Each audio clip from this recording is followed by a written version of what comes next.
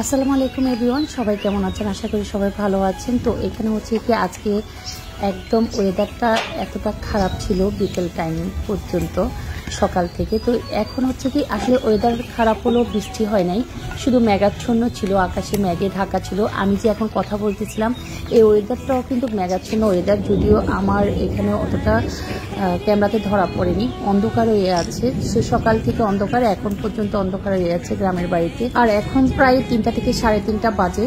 আমাদের যে রাখাল আছে, গরু রাখার যে লোকজন রাখা হয়েছে বা কেয়ারটেকার, উনি হচ্ছে অতিরিক্ত আকাশ ডাকাডাকি, বিদ্যুৎ চমকানো বা মেঘাচ্ছন্ন আকাশ দেখে মাঠে গরুগুলো ছিল, মাঠ থেকে গরুগুলোকে নিয়ে আসতেছে। আমাদের মোট 5টা গরু আমি শেয়ার করেছিলাম, হয়তো বা আপনারা প্রথম দিয়ে দেখেছিলেন যে 5টা গরুকে আমাদের রাখাল নিয়ে আসতেছে।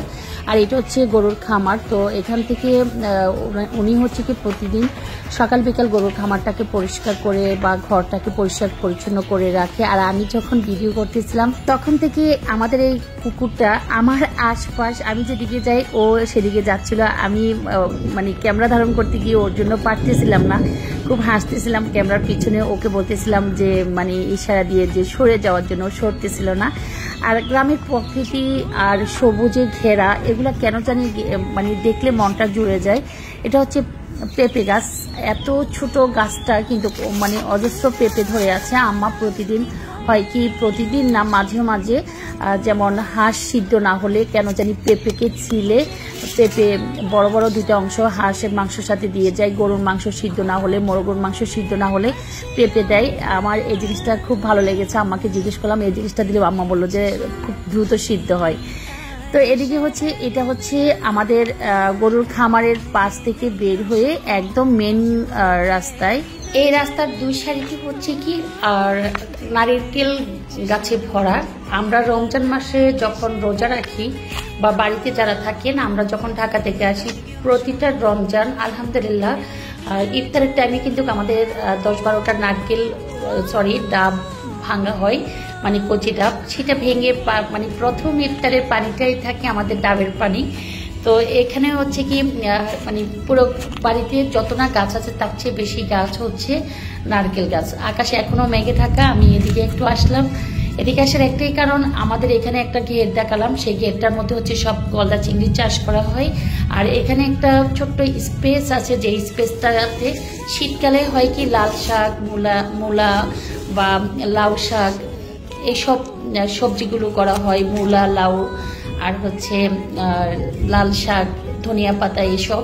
আর যখন বর্ষার সিজন আসে, যে গাছগুলো মানে অনেকদিন বাঁচে, যেমন বেগুন গাছ, এই গাছগুলো একদম 12 মাস থাকে।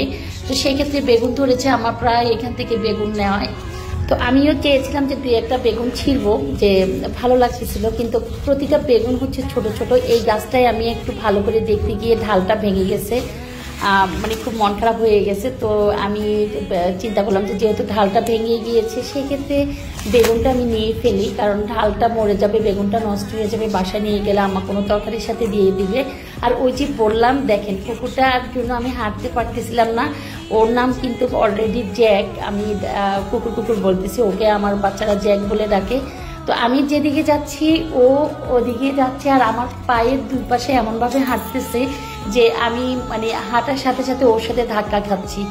তারপরে ওকে একটু বললাম যে কি তুমি আমার ক্যামেরার সামনে আসতে চাচ্ছ, আচ্ছা তোমাকে দেখাচ্ছি, দুষ্টামি করতেছি। আর আমি আর ও ছাড়া এখানে এই মুহূর্তে কেউ নাই, 2জন আমরা, এক হচ্ছে জ্যাক, এক হচ্ছে আমি। তো আমরা 2জনে হাঁটাহাঁটি করতেছি আর দেখতেছি। জ্যাককে আমি তো আর বলা লাগে না, ও আমার পিছন পিছন হাঁটে, আমি যেদিকে যাই সেদিকে ও যায়। তো এদিকে হচ্ছে আমি এখন বাসার ভিতরে চলে আসছি, যে আমার ওই যে রুমের পিছনের সাইড, আমার রুমের পিছনের সাইডে কিছু কিছু দৃশ্য আছে যা আমার একদম বারান্দা থেকে খুব ভালো লাগে। এই বারান্দাতে বসে আমি এসব দৃশ্যগুলো দেখি। যেমন আমার রুমের পিছনে আছে পুকুর, এই পুকুরে অলওয়েজ হাঁস সাঁতার কাটে। আর হচ্ছে কিছু আম গাছ আছে, মৌমাছির বাসা আছে। আমার পুকুরের রুমের সাইডে একটা টিউবওয়েল আছে, আমি প্রতিদিন শেয়ার করি। টিউবওয়েল থেকে একদম এলাকার আশপাশের যত লোকজন আছে, বাড়ি আছে, সবাই এসে এসে পানি নিয়ে যায় এবং গোসল করে। মহিলা পুরুষরা খুব একটু কম আসে, 2-1জন ছোট ছোট বাচ্চা নিয়ে আসে। আর হচ্ছে ম্যাক্সিমাম হচ্ছে মহিলারা গোসল করতে আসে। আর এদিকে ওই যে বললাম পুকুরে হাঁস সাঁতার কাটা, গোসল করা সব কিছু কিন্তু আমার রুমের পিছনের সাইডে আমি মানে নজরে সব দেখতে পাই। তো এই জিনিসটা আমার খুব ভালো লাগে গ্রামের বাড়িতে আসলে, যে মানে যে আমি যেখানে আছি আমার রুমের যে পিছনের সাইড, যেমন গরুর খামার, হাঁসের ঘর, এগুলো হচ্ছে কি একদম আমার রুমের পিছনের সাইড। টিউবওয়েল, পুকুর, মৌমাছির বাসা, তারপরে হচ্ছে মৌমাছির বাসা যে গাছটায় ধরেছিল সেটা ছিল আম গাছ, আম গাছে আম ধরে আছে। তো আমার এই রুমের পিছনের সাইডে যে বারান্দা আছে, বারান্দাতে হচ্ছে আমাদের বাড়ির সকল ভাবিদের আড্ডা, বা আম্মা আমরা সবাই এখানে এসে গল্প করি। আর আমি আসলে একটু বেশি হয়, যেহেতু আমি এখানে বসি, মানে চা খাই বা একটু কথা বলি বা বাইরের দৃশ্যগুলো দেখি, সবাই আমাকে খুঁজতে খুঁজতে আমার রুমের সাইডে চলে আসে। এদিকে হচ্ছে আম্মা খাবার দিয়েছে, আর হচ্ছে আম্মা আমরা ঢাকা যাবো রিসেন্টলি, বারবার বোম্বাই মরিচ উঠাচ্ছে আর বলতেছে যে বোম্বাই মরিচ তোমরা যাওয়ার সময় নিয়ে যেও। যার কারণ আম্মা জানে যে আমি খুব বোম্বাই মরিচ ভাতের সাথে খাওয়া, তরকারির সাথে দেওয়া পছন্দ করি, সেজন্য আমাকে মরিচগুলো শেয়ার করলো বউ, যে এবার মরিচ যেগুলো ধরছে শুধু পেকে যায়, তোমরা কিভাবে নিবা, এই অল্প কয়েকটা মরিচ আছে এগুলো নিয়ে যাও, আপাতত পরে নিও। এই কথাটি আম্মা আমাকে শেয়ার করছিল, আমি একটু অল্প করে আম্মাকে ক্যামেরা ধারণ করেছি। এই হচ্ছে রাজহাঁস, আমরা এবার ঢাকা যাওয়ার সময় 2টা কি 3টা রাজহাঁস নিয়ে যাব। তো একটা রাজহাঁস আনছে, আর 2টা রাজহাঁস হচ্ছে কি গত পরশু দিন এনেছিল, ওগুলাকে আমরা রাতে পরিষ্কার করে ফ্রিজে রেখে দিয়েছি। আর এখন আরেকটা রাজহাঁস নিয়ে আসছে, রাজহাঁসটাকে মানে দেখতেছিলাম যে ওই রাজহাঁস দেখে ছোট ছোট হাঁসগুলো ওর আশপাশ ঘোরাফেরা করতেছে। আর এদিকে হচ্ছে ওই যে বললাম আপনাদের ভাইয়ের গায়ে জ্বর আর হচ্ছে টনসিল ফুলে যাওয়ায় খেতে পারতেছিল না, শক্ত খাবার খুব ব্যথা করতেছিল গলায়। তো সেজন্য একটু সেমাই রান্না করতেছি আমি। এটা হচ্ছে লাচ্ছি সেমাই, যেহেতু একটু লিকুইড টাইপের আছে, সফট আছে, সেজন্য আমি বললাম যে একটু লাচ্ছা সেমাই করে দিই, যেহেতু বিকেল টাইম। তো এই লাচ্ছা সেমাইটা ওর জন্য আমি করতেছি, চিনি দিচ্ছি। আর একজনের জন্য করা আমি সবার জন্য করেছিলাম। এগুলো হচ্ছে আমার খামারের যে গরুগুলো দেখিয়েছিলাম, ওইখান থেকে যে কোনো দুটো গরু আমাদেরকে দুধ দেয়।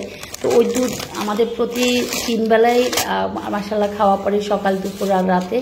তো ওই দুধ দিয়ে আর হচ্ছে কিছু পাউডার দুধ ইউজ করেছি। আমার এদিকে হচ্ছে কি আমার জন্য ঢাকায় যে মরিচগুলো নিব, সেই মরিচগুলোকে একটা পলিথিনে দিয়ে দিচ্ছে। আর এদিকে হচ্ছে আপনাদের ভাইয়ের জন্য যে সেমাইটা আমি রান্না করতেছি, সেমাইটা দুধটাকে ভালো করে বলক আসার পর ভালো করে সিদ্ধ করে পানসি ভাবটা চলে যাওয়ার পর আমি সেমাইগুলো দিয়ে দিলাম।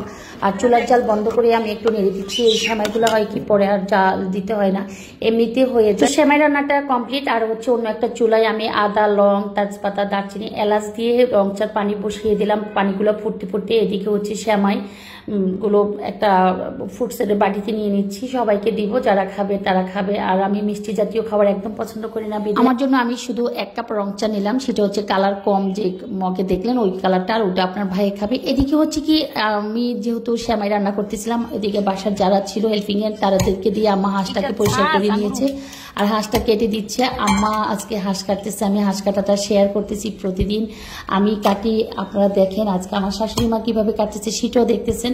তো আম্মা হচ্ছে বয়স্ক মানুষ, তো ওভাবে পারে না আমার মতো করে, তাই আম্মা একটা গাছের উপরে রেখে কেটে কেটে আম্মা হচ্ছে ছোট ছোট সাইজ করে নিচ্ছে। আর এটা হচ্ছে রান্না করে নিব না, তাও ফ্রিজিং করে রেখে দিব। এই তো ছোটোখাটো বাসার বা গ্রামীণ দৃশ্যগুলো যারা দেখতে চান তাদের জন্যই কিন্তু আমার ব্লগগুলো বারবার শেয়ার করা। তো গ্রামের দৃশ্যগুলো কারা দেখতে খুব পছন্দ করেন বা কাদের খুব ভালো লাগে, কারা গ্রামের পরিবেশ খুব মিস করেন, যে গ্রামকে অনেক ভালোবাসেন, গ্রামে আসা হয় না তারপরও ব্যস্ততার জন্য, তো সবাই জানাতে পারেন কমেন্ট বক্সে। আল্লাহ হাফেজ সবাইকে।